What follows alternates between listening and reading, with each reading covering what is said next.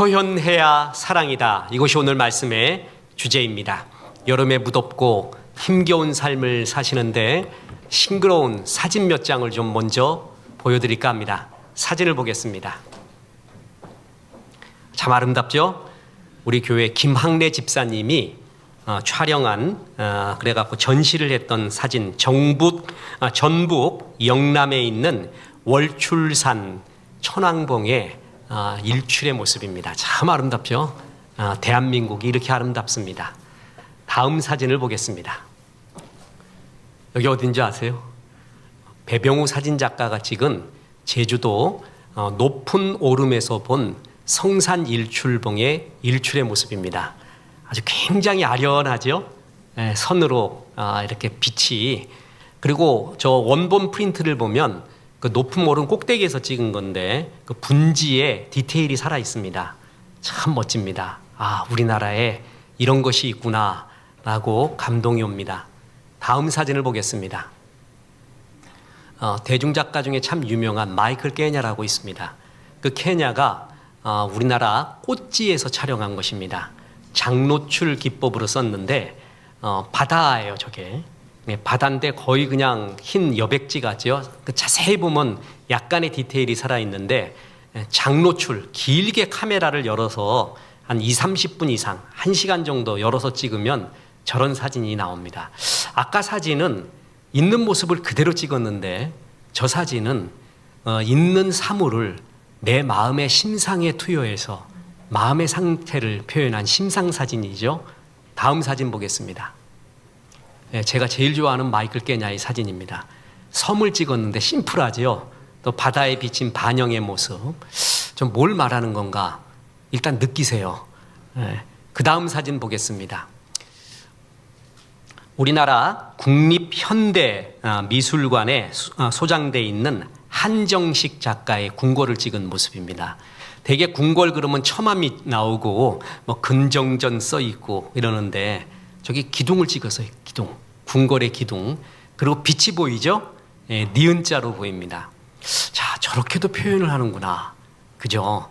똑같은 사진을 찍어도 저렇게 심상의 표현이 달라집니다. 마지막 사진 한번 보겠습니다.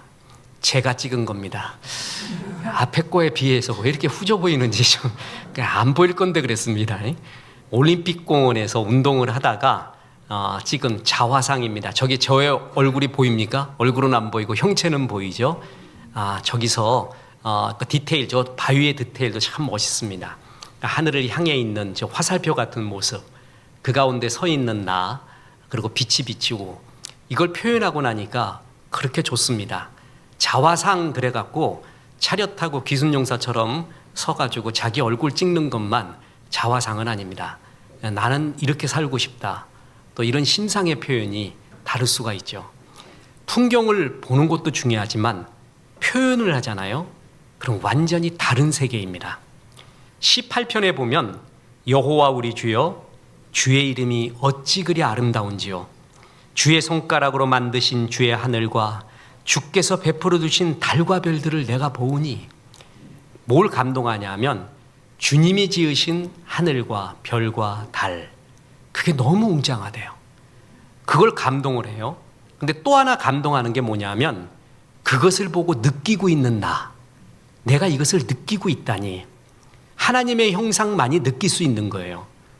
늑대는 느끼지 못하고 보름달 떠오르면 그냥 웁니다. 배고파서 울어요. 배고파서 소리를 지르는데 사람들은 감동을 해요. 하나님의 형상대로 지음받아서 그래요. 아름다운 자연, 그리고 그것을 느낄 수 있는 거기서 그치지 않습니다. 뭐냐 하면 다윗은 그것을 표현하고 있습니다. 18편의 성경, 아날로그 성경을 보면 다윗의 시, 깃딧에 맞추어 부른 노래라는 표제어가 붙어 있습니다. 깃딧은 요즘 말로 말하면 기타를 의미합니다. 그렇게 생각하면 됩니다. 다윗은 감동이 있는 삶이었어요. 근데 거기서 그치지 않고 그것을 표현까지 했습니다. 표현을 할 때 감동은 완성이 됩니다. 그리고 표현을 할 때 나의 감동은 다른 사람과 공감이 됩니다. 아까 월출산 봤습니까? 제주도의 오름을 한번 보았습니까? 꽃지를 보았습니까? 그것을 나 혼자만 갖고 있으면 아무것도 아니에요. 그걸 표현해 주었을 때 같은 감동이 약간이라도 같이 일어나면서 나의 감동이 완성되어 가는 것을 볼 수가 있습니다. 표현은 다른 영역이에요. 그리고 표현이 있느냐 없느냐는 삶에 있어서 엄청난 질적인 차이를 가져오게 됩니다. 아가서는 솔로몬 왕과 시골의 아름다운 순수한 처녀 술람미 여인의 사랑의 로맨스를 통해서 하나님이 인간을 향해 품으신 뜨거운 사랑을 상징적으로 보여주는 그러한 성경책입니다. 아가서의 주인공들의 특징이 침묵하지 않는다라는 것입니다. 이들은 노래하고 고백하고 갈망하며 사랑을 깊게 표현합니다. 사랑은 표현되어야 합니다. 사랑은 표현될 때 완성이 됩니다. 이 진리가 아가서, 아니 성경 전체를 관통하고 있는 중요한 주제입니다. 그래서 오늘 본문은 두 가지를 말하는데, 첫째, 하나님은 사랑을 표현하시는 하나님이라는 것입니다. 둘째, 우리도 사랑을 표현하며 살아야 된다는 것입니다. 참 쉽죠? 첫째, 하나님은 사랑을 표현하시는 하나님이십니다. 요한일서 4장을 보면 하나님은 사랑이시다라는 단어를, 구절을 반복하고 있습니다. 우리가 익히 압니다. 하나님은 사랑이시다. 근데 그까지만 알아요. 하나님은 한 걸음 더 나가서 그 사랑을 표현하는 하나님이시다라는 것입니다. 하나님은 반드시 표현합니다. 아가서는 하나님이 우리를 어떻게 사랑했는지 생생하게 표현합니다. 그분은 사랑을 침묵하거나 방관하지 않고 적극적으로 다가오시면서 사랑을 표현하고 있습니다. 특히 그는 사랑하는 사람을 찾을 때의 모습이 얼마나 애타고 생생한지 모릅니다. 아가서 3장 1절에 내가 밤에 침상에서 마음으로 사랑하는 자를 찾았노라. 찾아도 찾아내지 못하였노라. 이에 내가 일어나서 성 안을 돌아다니며 마음에 사랑하는 자를 거리에서나 큰 길에서나 찾으리라 하고 찾으나 만나지 못하였노라.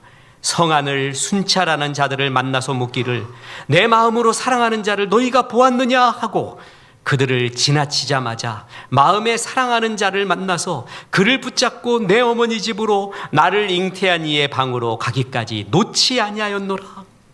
돌아다니면서 내 사랑이 어디 있습니까? 이런 사람을 보았습니까? 하고 막 찾고 있는 이 열정 보십시오. 아주 완전히 닭살 커플입니다. 그리고 마침내 내가 이 사랑을 찾았다 하면서 감격해하는 이 모습을 보십시오. 이는 하나님이 죄로 인해서 멀리 떠난 인간을 찾아오시는, 마침내 찾아온 하나님의 사랑을 예표하고 있죠. 그림자이죠. 너를 찾았다. 이 전도 집회는, 오늘 예배는 너를 위해 준비한 것이다. 내가 너를 얼마나 찾았는지 아는가? 마침내 너를 찾았구나. 나도 너를 찾고 너도 나를 찾았구나. 그 감격, 이것을 하나님은 깊이 표현하십니다. 뿐만 아니라 술람미 여인에 대한 칭찬과 인정의 말을 얼마나 닭살스럽고 구체적으로 말하는지 모릅니다. 아가서 2장 10절 나의 사랑, 내 어여쁜 자야, 일어나서 함께 가자. 내 사랑아, 너는 다르사같이 어여쁘고 예루살렘같이 곱고 네 머리털은 길르앗 산 기슬에 놓은 염소떼 같고 너울 속의 내 뺨은 석류 한쪽 같구나. 아는 것도 많아. 이 사람은 단어를 많이 알아야 돼요. 이 단어가 내 생각의 지경이에요. 그것을 전부 사랑하는 사람한테 다 비유를 합니다. 그리고 구체적으로 표현하고 있습니다. 하이라이트가 있습니다. 그게 오늘 본문의 아가서 4장 7절입니다. 보세요. 나의 사랑, 너는 어여쁘고 아무 흠이 없구나. 세상에 흠이 없는 사람이 어디 있습니까? 털어서 먼지 안 나오는 사람은 어디 있습니까?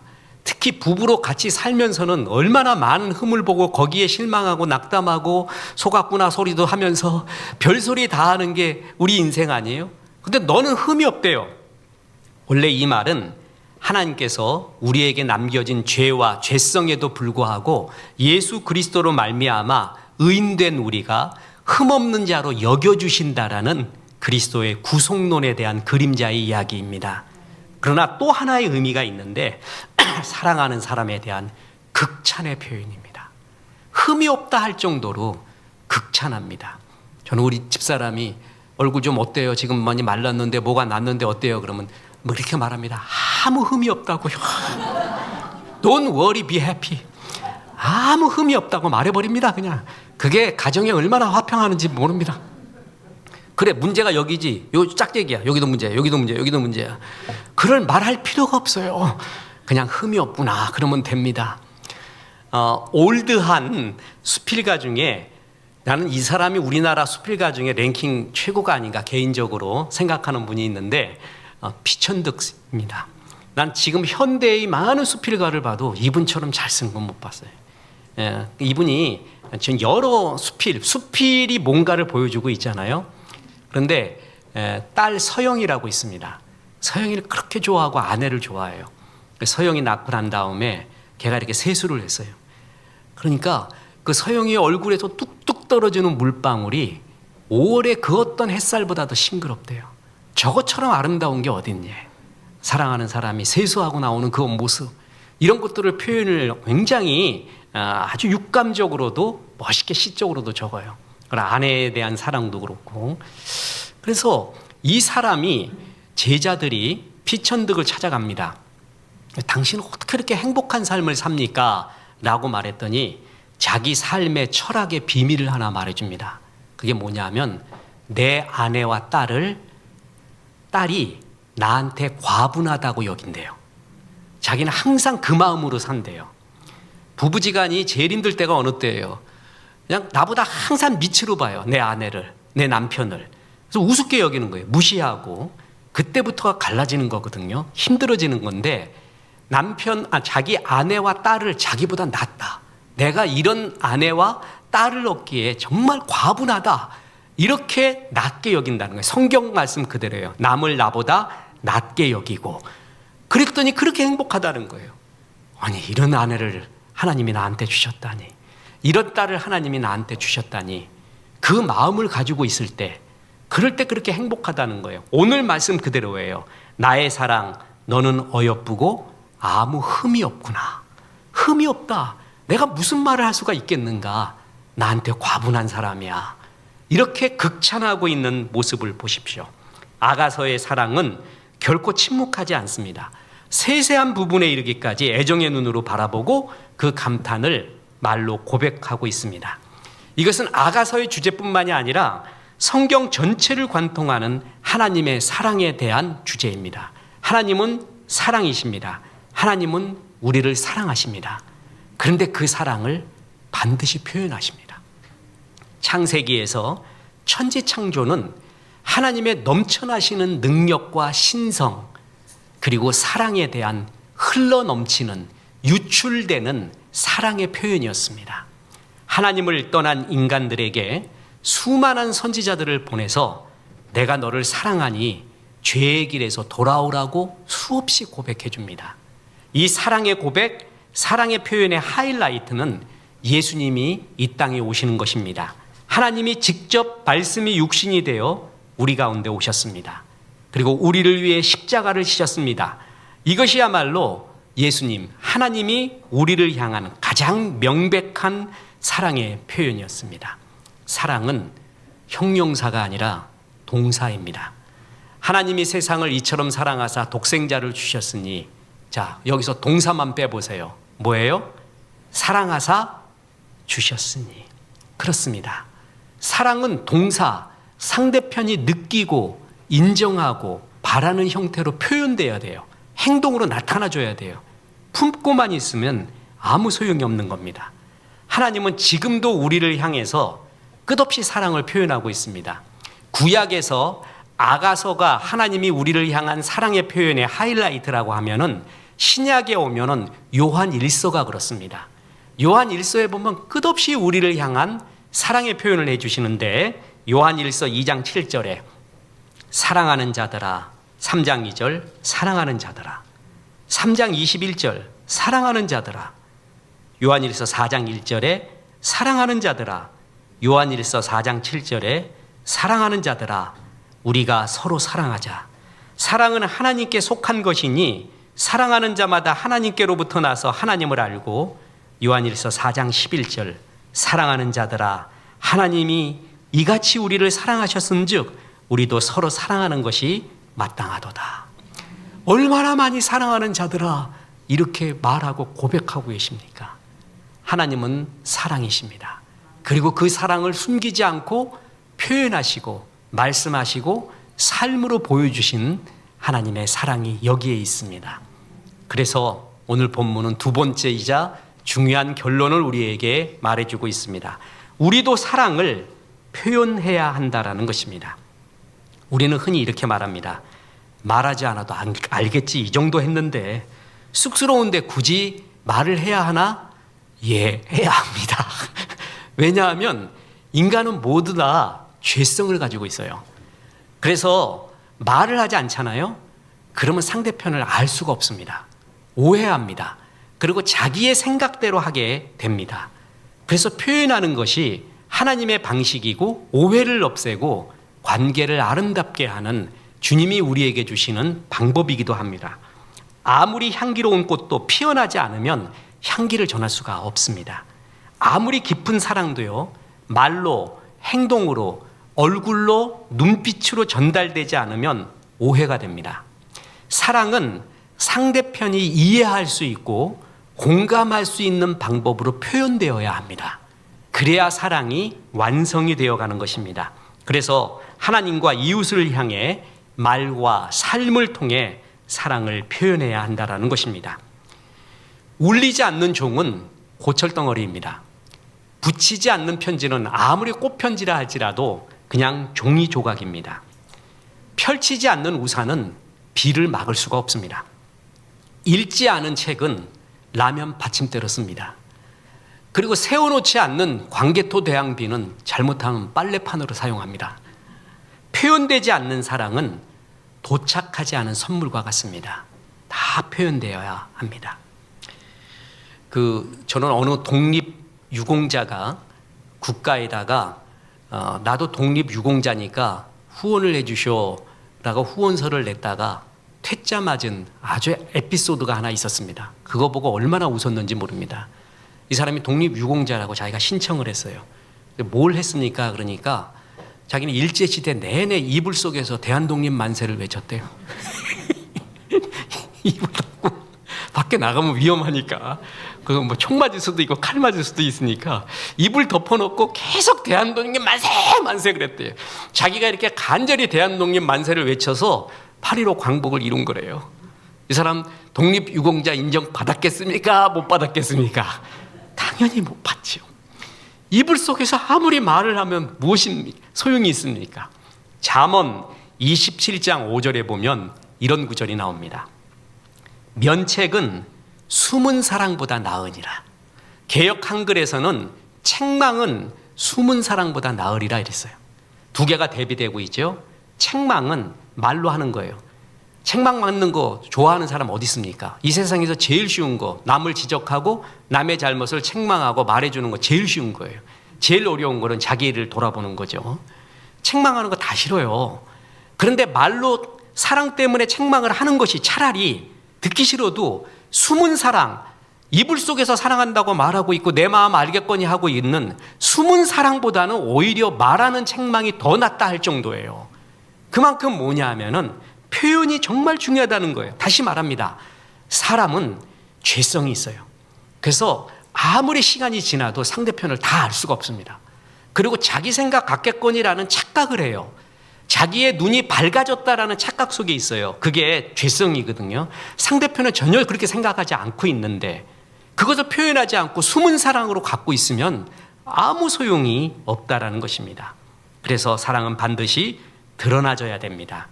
그래서 하나님을 향한 사랑의 표현을 해야 돼요. 이웃을 향해 사랑의 표현을 해야 돼요. 하나님을 향한 사랑의 표현이 뭐예요? 가장 아름다운, 우리가 잘 알고 있는 게 찬송이에요. 찬송. 하나님을 찬송하는 거예요. 그게 하나님 최고입니다라는 말이에요.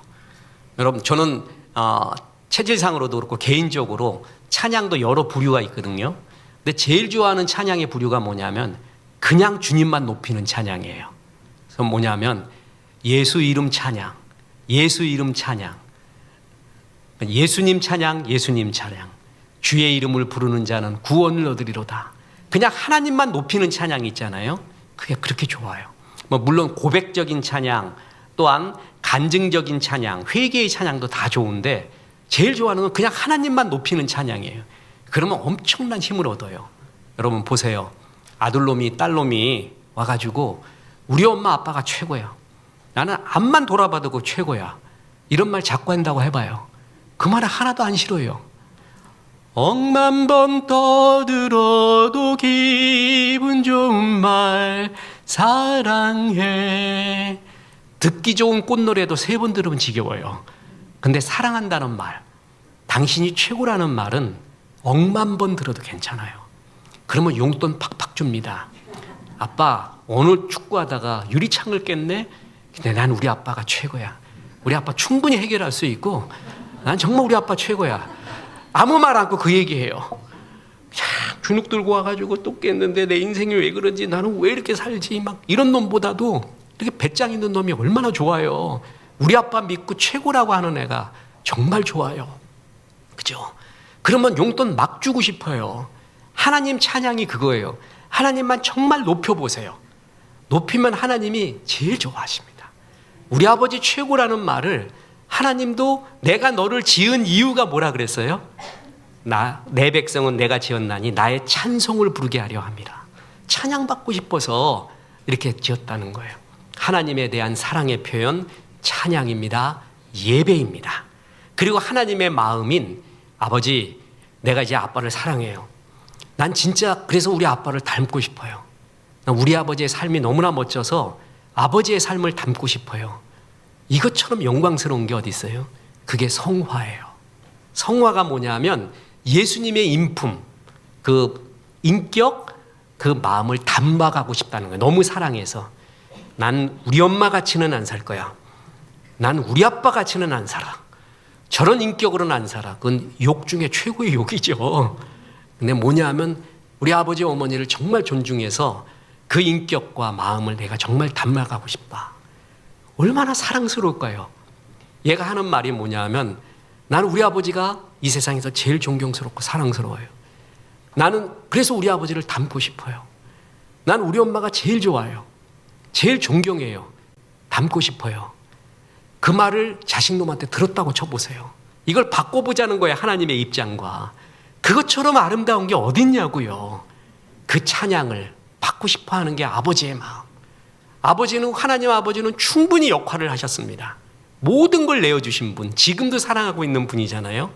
그분에게 이러한 감사와 영광과 존귀와 찬양을 드리는 것이 마땅합니다. 그리고 하나님은 이런 표현을 할 때 너무 좋아하십니다. 이제 존경하는 선배 목사님이 있습니다. 지독하게 힘들게 살았습니다. 지독하게 가난하게 살았어요. 정말 그 동생, 그 형님까지 가난이 이렇구나라는 것을 알 정도였습니다.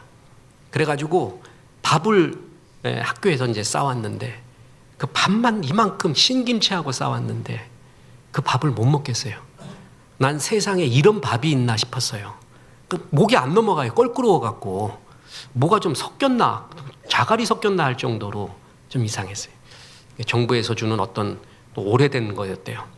그거를 갖고 와서 아침, 점심, 저녁으로 먹어요. 그래서 형님 그 국물 좀 사달래. 그때 그 학교 식당에서 국물이 50원인가 100원인가 했어요. 그걸로 좋대 먹고. 그 형님이 이제 연말에 간증을 합니다.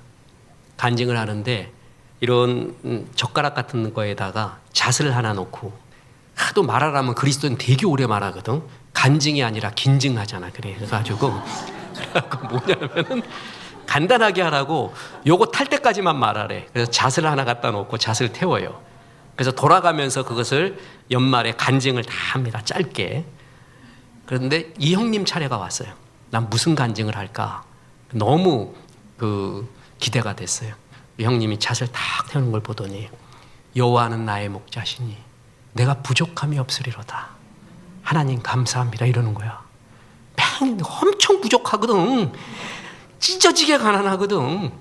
근데 그 형님의 입에서 여호와는 나의 목자시니 부족함이 없대. 그걸 보고 하나님이 살아계시다. 하나님은 정말 살아계시는구나. 그리고 하나님 감사합니다. 그러는 거예요. 얼마나 하나님이 그런 얘기 들을 때 좋을까요? 그죠?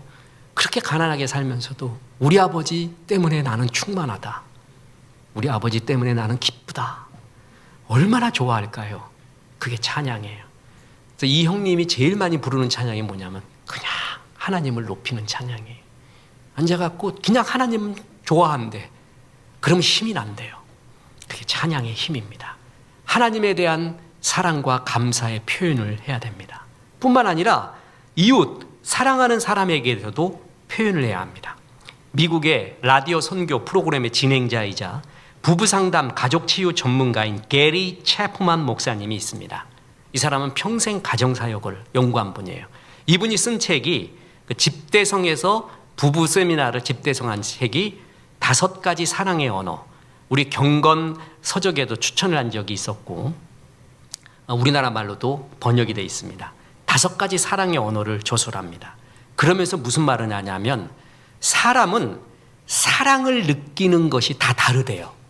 그러니까 어느 때 사랑을 이 사람은 제일 깊이 느끼느냐, 그것들을 보니까 한 5가지가 있는데, 하나는 격려 인정을 말할 때, 인정할 때, 인정하는 말을 할 때, 또 하나는 함께하는 시간을 가질 때, 또 하나는 마음이 담긴 선물을 받을 때, 또 하나는 나를 위한 헌신과 봉사를 할 때, 또 하나는 스킨십을 할 때, 이렇게 5가지가 있더라는 거예요. 근데 사람마다 이거에 따라서 자기의 속성에 따라서 사랑을 느끼는 강도가 다르다는 거예요. 예를 들어 보겠습니다. 어떤 남자가 있는데 이 남자는 가족과 함께하는 것을 최고의 사랑의 표현으로 생각하고 있어요. 그래서 어려운 휴가를 내서 일주일 동안에 가족과 함께 밥 먹고 산책하고 이러고 있어요. 이 남편으로서는 최고의 사랑을 표현한 거예요. 그죠? 근데 여자는, 아내는 어떤 것을 최고의 사랑으로 받고 싶냐 하면은 인정하고 격려하는 말이야. 여보 사랑해. 좋아해. 수고가 많지. 야, 못난 남편 만나서 참 고생 많다. 그 곱돈 손이 지금 이렇게 됐구나. 이런 말 하면은 되게 좋아하는 여자예요. 근데 이 남자는 같이 있는 시간이 자기한테는 최고야. 그러니까 함께하는 시간을 최고의 사랑의 표현으로 봤어요. 그래서 일주일 동안 있으면서 한마디도 안 하네. 그냥 같이 밥만 먹고 산책만 해. 근데 이 남자로서는 뭐예요? 그게 자기가 표현할 수 있는 최고의 사랑의 표현이었어요. 여자는 그거보다도 사랑의 말을 듣고 싶어 해요. 무슨 얘기인지 알겠죠? 이렇게 다르다는 거예요. 그래서 이 여인의 입장에서 보면은 남자가 함께하고 있지 않아요. 지금 같이 밥 먹거나 산책하지는 않더라도 출장 가거나 야근을 할 때도 전화해서 여보 밥 먹어서 몸 좀 괜찮고 당신이 여기 있어야 되는데 야 나 지금 저녁에 뭘 먹었는데 너무 맛있더라. 나중에 자네하고 좀 먹어야겠어. 이런 말, 돈 안 드는 말이거든. 이게 돈이 하나도 안 들어. 그런데 이런 말을 듣고 싶어 하는 거야. 그러니까 남편이 떨어져 있어도 그런 말 듣는 게 이 사람은 더 좋아. 근데 남편은 함께하는 것이 자기의 사랑의 표현의 최고예요. 다를 수가 있죠. 이렇게 사랑의 언어가 다르대요. 서로가. 그래서 게리 채프만 이 목사님도 아내하고 처음에 갈등이 많았대요. 자기는 진짜 사랑하는 것 같았는데 아내는 공감을 못 하더래요. 그래서 뭘 했냐면 물어봤대요. 여보, 당신은 어떤 게 좋아? 어떨 때 사랑을 가장 느끼고 그래? 라고 물어봤대요. 그러니까 대답을 해주는데 자기가 생각하는 거하고 너무 다르더라는 거예요. 그래서 배워가기 시작했어요. 아내는 이것을 좋아하구나. 그러면서 그 좋아하는 것에 자기를 낮춥니다. 성육신이 낮아서 온 것 같이 사랑도 낮아지는 거예요. 그를 위해 낮아지고 그도 낮아지는 거예요. 그래서 보니까 사람마다 어떤 사람은 격려하고 인정하는 말을 좋아하고 어떤 사람은 함께하는 시간을 좋아하고 어떤 사람은 마음이 담긴 선물을 좋아하고 어떤 사람은 날 위해 희생하고 헌신하는 것을 좋아하고 어떤 사람은 스킨십을 좋아하는구나. 그때 사랑을 느끼는구나. 그래서 그가 느낄 수 있는 방법대로 그를 사랑해줘야 된다. 제가 한 권의 책, 사랑에 대한 한 권의 책만 소개하라면 에릭 프롬의 사랑의 기술이라고 말했죠. 사랑은 감정을 넘어 기술, 연습이라는 거예요. 그 기술 연습 중에 제일 중요한 것 중에 하나가 사랑의 표현입니다. 표현의 연습을 해야 된다. 표현하지 않으면 오해합니다. 그리고 아내하고 정말 오래 살았다고요? 남편하고 오래 살았고 자녀는 내가 다 한다고요? 그것처럼 교만함이 없습니다. 알지 못합니다. 표현해주고 물어봐야 됩니다. 그제서야 알게 된다는 거예요. 어제 모처럼 우리 막내가 와서 식사를 같이 이제 외식을 나갔습니다. 그래서 식사를 만나게 하는데 게리 체프만 목사의 사랑의 기술 5가지를 우리 아내하고 아들한테 말을 했어요. 야, 사랑도 이런 5가지 자기가 사랑을 느끼는 그런 것들이 있다라고 얘기했더니 아 그래요, 그런 게 있군요 이럴 줄 알았는데 아내가 바로 말해요. 나는 격려와 인정의 말이 제일 좋대. 말하고 싶은 거예요. 막 기회가 왔다 이거예요. 이제 그걸 계기로 난 말하겠다 이거야. 이게 제일 좋다는 거야. 그러면 알고는 있었어요. 그렇지만 그 정도로 좋아할지는 몰랐어요. 5가지 중에 이 5가지 중에 그게 제일 좋대요. 그래서 뭐라 그러냐면 대개 여자들은 그걸 좋아할 거예요. 그래요. 그랬더니 둘째 아들도 이제 좀 컸거든 애가. 그래서 자기 의견을 말해요. 그건 개인의 특성이지. 그건 사람마다 다를 수가 있어요. 그러니까 또 그렇다고 얘기해요. 이제 우리가 말이 좀 통해요. 이제 좀 뭔가 철학이 통하는 사이가 되었어요. 달라요. 근데 말을 해줘야 알아요. 그래야 배우는 거예요. 서로 배워가면서 알아가는 기술, 표현의 방법을 배워가야 된다는 거죠. 만약에 표현이 없으면 가뭄에 시달린 농부들에게 구름이 왔어요. 근데 제일 얄미운 구름이 뭔지 아세요? 구름이 오면 비를 기다리잖아요. 비는 안 내리고 마른 천둥만 치고 벼락만 쳐요. 제일 얄미운 게 이거예요. 진짜 미워 죽겠어요. 여러분 꼰대가 뭔지 아세요? 어른은 입은 다물고 지갑을 여는 걸 어른이라 그래요. 근데 꼰대는 입은 열고 지갑은 닫고 있는 거. 그걸 꼰대라고 합니다. 그러니까 비가 내리기를 원하는데 비는 안 오고 천둥 소리만 크게 내는 거예요. 아무 도움은 안 되고 표현하지 않는 게 그와 똑같습니다. 좋은 악보라도 연주하지 않으면 음악이 안 됩니다. 부르지 않는 노래, 표현하지 않는 사랑은 당기지 않은 화살과 같습니다. 저는 요즘 냄새를 맡게 돼서 이 후각의 세계가 너무 좋습니다. 그 경험의 멸종이라는 요즘 근래 크리스찬 로젠이라는 사람이 쓴 글이 있습니다. 그거에 대해 지금 글 쓰고 있는데 현대는 직접 경험하는 것보다 인터넷으로 간접 경험하는 것을 그게 진짜 경험으로 알고 있다는 거예요. 여러분 나는 자연인이다. 그거 보고 내가 자연 간 걸로 여기고 있어요. 네? 진짜 가봐야 느끼는데 나도 밤마다 캠프를 갑니다. 밤마다 한 10분 20분 동안에 설악산 꼭대기도 가고 그랜드 캐년도 가고 거기서 숙박하는 사람들 틀어놓고 대리만족을 하고 있어요. 못 가니까. 가는 거하고 다르죠. 가봐야 돼요. 근데 직접 경험이 간접 경험이 직접 경험을 대신하는 시대가 왔다. 그러면서 아이들한테 얘기를 하는데 너무 놀라요. 니네 후각을 없앨까? SNS를 없앨까? 둘 중에 하나 택해봐. 그러면은 내 후각을 가져가래. SNS는 포기 못한대요. 또 하나, SNS를 택할래? 네 투표권을 택할래? 그러니까 투표권 있잖아요. 나라 선거하는. 투표권 없어도 되니까 SNS는 끊지 말래. 시대가 엄청 달라진 거 아시겠죠? 시대는 달라졌습니다. 나는 후각을 택해 그러면. 그렇게 냄새가 좋아. 백화점 가면은 향수 냄새 이렇게 거의 나는 게 전에 못 맡아서 그렇게 좋을 수가 없어요. 근데 향기는 향수 병에만 있으면 안 됩니다. 그 병을 열어야 돼요. 열어야 향기가 나오는 거죠. 병 속에 있으면 의미가 없습니다. 이불 속에서 대한독립만세 아무리 외치고 이불 속에서 사랑한다 해도 소용이 없는 거예요. 뚜껑이 열어져야 사람은 이해합니다. 그리고 받아들일 수가 있는 것입니다. 진심은 통한다라는 말을 정확하게 표현하면 진심을 제대로 표현하는 말과 행위가 통한다는 말이지 진심 갖고 있으면 다 통한다 저절로 그것은 아니라는 것입니다. 셰익스피어의 4대 비극 중에 햄릿이 있죠.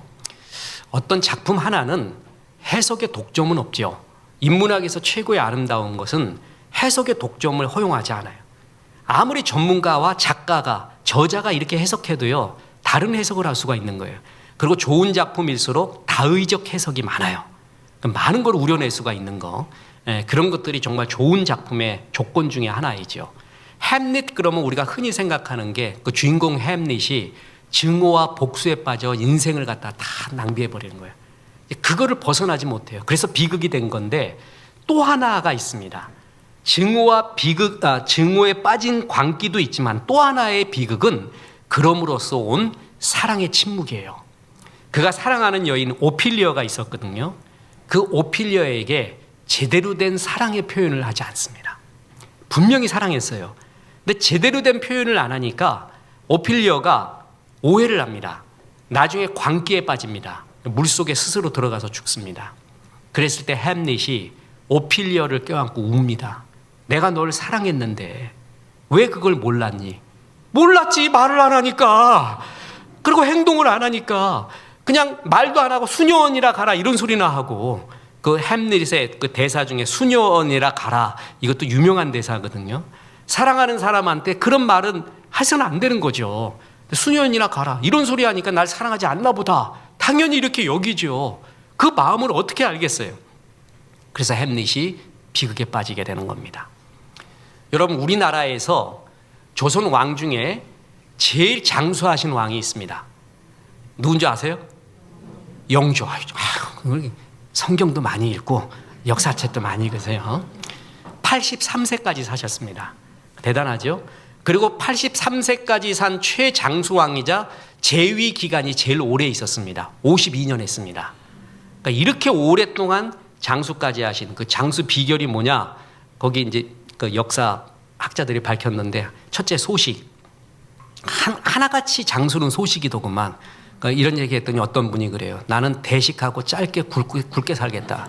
소식하고 어떻게 사니? 확 먹어버리고 빨리 가겠대. 그런 사람 그렇게 하면 되고. 소식하고 또 하나가 뭐냐면 그 궁정에 병원이 있어요. 그 어용병원, 그러니까 그 왕을 위한 병원이 있는데 한 달에 2번 가서 정기검진 받았대요. 건강검진을 한 달에 2번 간대. 보통 다른 왕들은 그냥 3달, 4달 그냥 의원이 와서 해라만 하는데 자기가 스스로 2번씩 한대. 그러니까 여러분, 나 자기 건강 믿고 가만히 있는 사람 완샷에 갈 수도 있습니다. 병원 자주 가세요. 가까이 가서 조금만 이상하면 가고, 겸손하게 몸에 대해서 겸손하고, 그리고 가서 의사 말 잘 들어요. 의사 가르치려고 하지 말고. 그리고 내가 갖고 있는 처방 다 내려놓고 의사 말을 잘 들어. 목사님도 가르치는 성도가 있어요. 우리 교회는 없으니까 편히 말해요. 목사님한테 성경도 가르치고 다 가르쳐. 그럼 내가 할 말이 없어요. 근데 왜 왔어? 그럼 왜 왔냐고, 왜 상담하냐고. 의사 가르치면 안 돼요. 갖고 다 듣고 순종하면서 영조가 그랬다는 거예요. 그래서 오래 살았거든요. 근데 오래 살면 뭐 합니까? 이분의 가슴에 응어리가 있죠. 사도세자. 교육학에서 영조와 사도세자의 경우를 굉장히 많이 예로 듭니다. 원래 영조가 무수리의 어머니가 무술이었어요. 그래서 왕이 됐거든요. 그러니까 굉장히 징크스가 있어요. 그래서 다른 신하들과 역대의 왕들한테 꿀리지 않으려고 자기 스스로 엄청나게 공부하고 갈고 닦고, 몸도 그렇게 자기가 건강을 지킨 거예요. 빌빌하지 않으려고. 그래서 아들이 태어났어요. 사도세자가. 그 사도세자에게 정신력을 강화시켜 주는 거예요. 세상 이렇다. 아버지도 이렇게 살았다. 너 이 세상에서 왕이 돼서 버틸려면 정말 열심히 공부해야 되고 일해야 되고 절해야 된다라는 정신무장을 엄청 시켜줍니다. 세상이 이렇다라는 것. 그래서 너는 이 정도의 수준이 돼야 된다는 것을 끊임없이 가르쳐 줍니다. 그까지는 아버지로서 충분히 할 수 있는 일이잖아요. 그게 너무 과합니다. 영조가 못한 게 있어요. 사랑한다. 너는 내 사랑하는 아들이야. 죽어라고 했는데 안 되냐? 어떡하냐 그러면 그냥 그 분량만큼 살자. 근데 나는 내가 기대하는 것보다 네가 내 아들이라는 게 더 좋다. 정말 사랑한다. 이런 말을 안 합니다. 이런 말은 안 하고 왕으로서는 이렇게 살아야 돼. 이런 준비를 해야 돼. 라는 과제만 끝없이 준 거예요. 이 사도세자가 정신분열이 일어납니다. 번개치고 벼락치면 무서워하고 겁내합니다. 사람 이상해집니다. 근데 오죽했으면 뒤주에 자기 아들을 죽이겠어요? 그거를 건의한 사람이 영조의 친엄마입니다. 엄마가 영조한테 건의를 합니다. 아들, 저놈 살아있으면 우리 가족 모두가 죽습니다. 나라도 망합니다. 왜냐하면 기록에 의해도요, 과장된 기록일 수도 있지만 이 사도세자가 사람을 죽이기 시작합니다. 무수리들 죽이고 내시 죽이고 그냥 자기 분을 못 이겨 사람을 죽이는데 그 죽이는 게 기록에만 의해도 몇십 명을 죽였대요. 그냥 있었던 게 아니에요. 사람을 죽이기 시작을 했어요. 드라마에 보면 칼 들고 영조한테도 가잖아요. 그 비슷한 추측하는 장면도 나와요. 역사 기록에도. 그래서 뒤집에 갈아 놓은 거예요. 그리고 애가 죽었어요. 나중에 이 영조가 정조에게 끝없이 웁니다. 내가 죄인이었다. 내가 잘못했다. 그러면서 우는 기록이, 내가 죄인이었다고 우고 후회하는 기록이 승정원 일기부터 정조실록에부터 끝없이 기록되어 있습니다. 그가 못했던 건 아들을 사랑했죠. 그런데 아들을 향한 기대, 너는 이렇게 돼야 된다. 왕으로서 이 정도는 돼야 된다. 우리 집안에서 이 정도는 돼야 된다가 너무 강했어요. 내가 늘 말하지만 자식은 이생에 대한 자랑만 버리면 행복합니다. 부모도 행복하고 자식도 행복해요. 이생의 자랑이 사랑의 강도보다 더 높아져요. 영조가 그런 케이스예요. 애를 죽여간 거예요. 끝없이 후회를 하고 눈물을 흘렸습니다. 그가 사랑한다 라는 따뜻한 느낄 수 있는 말만 했어도 사도세자가 될 수 있었을까? 이런 추측들을 많이 하게 됩니다. 죽어가는 사람을 돌보는 호스피스 운동의 선구자인 엘리자베스 퀴블러 로스, 그의 저서 인생 수업의 마지막 부분에 이런 말이 있습니다. 생의 마지막에 이르러 사람들은 많은 배움을 얻지만 대개 그 배움을 실천하기에는 너무 늦습니다. 사람이 죽기 전에는 깨닫는다는 거예요. 어느 정도 느낀다는 거예요. 내가 이렇게 살지 말았어야 된다. 그리고 제일 아름다운 것은 이거였구나. 이렇게 살았어야 되는데 자기의 삶의 명과 암을 보면서 그걸 못 깨닫는 사람은 거의 없다는 거예요. 그러면 이제 내가 깨달았으니 이렇게 살아야지 하기엔 너무 늦었다는 거예요. 이미 말기라는 거예요. 너무 늦기 전에 깨닫고 사랑을 표현해야 됩니다. 그럼 묻겠습니다. 사랑을 표현할 수 있는 가장 좋은 날이 언제일까요? 오늘이에요. 바로 오늘입니다. 오늘이야말로 사랑을 표현하기에 제일 좋은 날입니다. 여보, 당신과 결혼한 것이 참 나로서는 과분했고 고맙고 이제까지 버텨주고 견뎌줘서 고맙습니다. 사랑합니다. 네가 아빠 엄마의 아들 딸로 태어나서 너무나 고맙구나. 사랑한다. 아빠 엄마가 내 아빠 엄마라서 너무나 감사해요. 사랑해요. 이 짧은 말, 그게 사람을 살립니다. 그냥 묵혀졌던 수많은 짐들이 사랑한다는 직접적인 표현에 무너지는 경우가 많이 있습니다. 아가서 보십시오. 7장 6절 오늘 본문에 사랑아 내가 어찌 그리 아름다운지 어찌 그리 화창한지 즐겁게 하는구나. 하나님은 이 사랑의 표현을 놓치지 않고 있습니다. 끝으로 제가 수련회 인도했던 간증을 하고 마칩니다. 그날 젊은이 수련회를 했는데 어떤 한 여학생이 은혜를 받았어요. 은혜 받은 게 느껴져요. 그러더니 잠깐 쉬는 시간에 그때 공중전화가 있었습니다. 거기 글로 가요. 수련회에다가 설치해 놓은, 오래전이죠. 가서 이렇게 공중전화를 들고 아버지한테 전화를 해요. 그래서 아빠 사랑해요. 아빠 내가 오늘 수련회에서 은혜를 많이 받았는데 아빠 위에 들려줄 노래가 있어요. 그리고 노래를 불러주는 거예요. 뭘 불러주냐 하면 당신은 사랑받기 위해 태어난 사람. 그걸 막 불러줘요. 울면서. 그래서 참 사연이 깊어요. 적어도 수련회 인도하는 목사 정도는 그 정도는 캐치하잖아요. 저건 그냥 고백이 아니다. 뭔가 사연이 있다.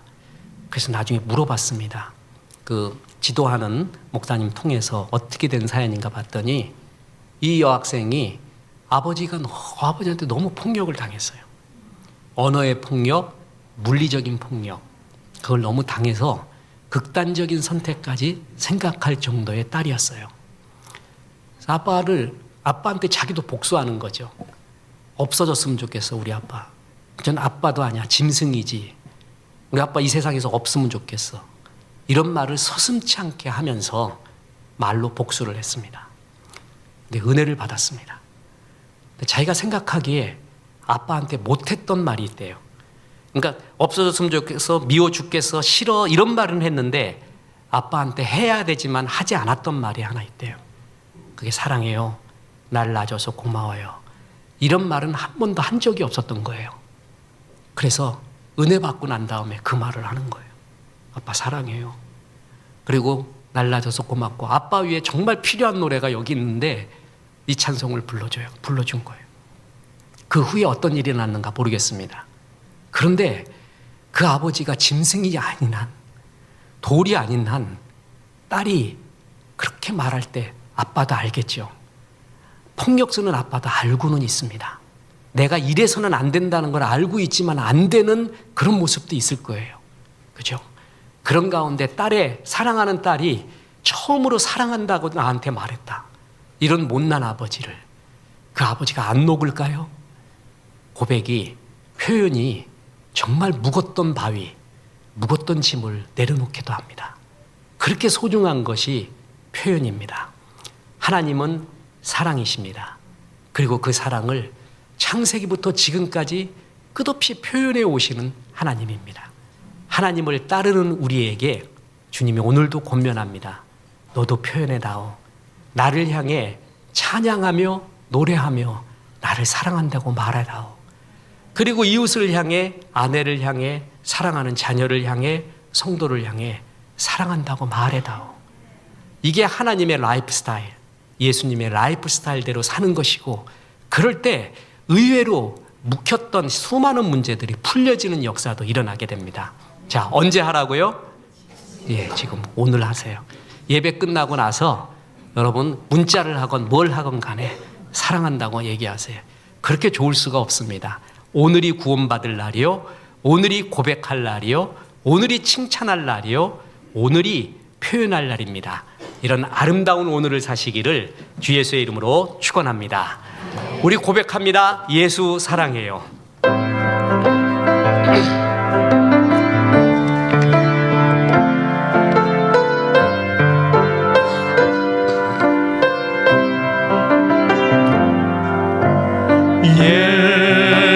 예수 사랑해요.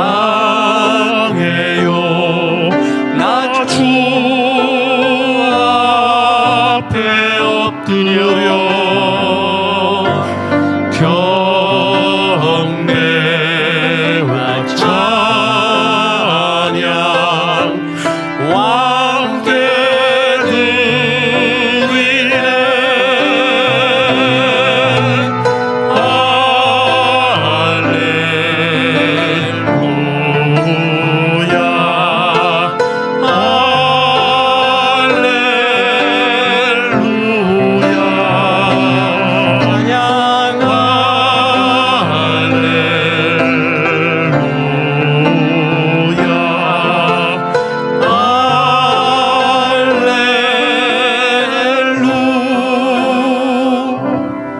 이제는 사랑하는 우리 주 예수 그리스도의 은혜와 하나님의 크신 사랑과 성령님 사랑한다고 말하라 말씀하심이 이 말씀에 아멘한 성도들에게 함께 하셔서 이제부터 끝날까지 크신 영광 받으시옵기를 우리 구주 예수 그리스도 이름으로 축원하옵나이다.